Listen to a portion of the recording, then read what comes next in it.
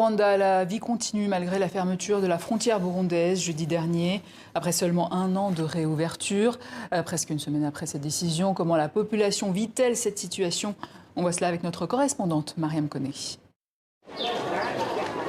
Dans ce grand marché à quelques kilomètres du Burundi, la fermeture des frontières burundaises avec le Rwanda, 1 an après la réouverture, est presque passée inaperçue.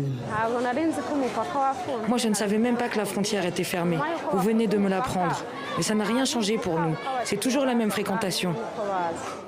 Commerçante depuis 3 ans, Marie-Louise n'a pas connu l'époque où ce marché était le point de ravitaillement de nombreux Burundais vivant de l'autre côté de la frontière. Les choses ont changé en 2015, lorsque confronté à une crise post-électorale, le Burundi a fermé pendant 7 ans ses frontières avec le Rwanda, accusant Kigali de soutenir des groupes rebelles. Accusation niée par Kigali. À quelques mètres de là, Flonila, qui tient le même stand depuis 10 ans, se souvient. Avant, les Burundais venaient pour acheter des choses comme du manioc ou même des chaussures ici.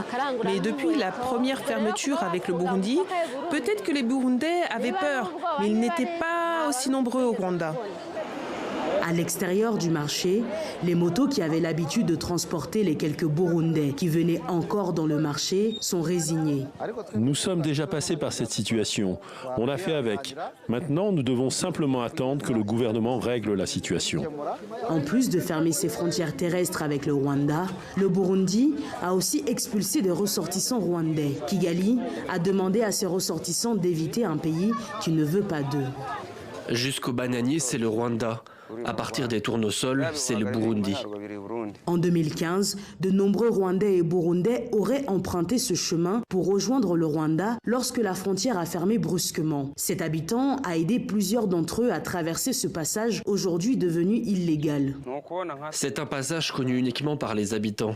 Si une personne veut traverser, elle nous appelle et on vient la chercher.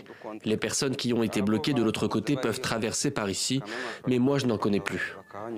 D'après les chiffres d'ONG burundaises, au moins une 40aine de Rwandais ont été expulsés du Burundi, officiellement, car ils n'étaient pas en règle. Des dizaines d'autres seraient en prison, attendant d'être expulsés.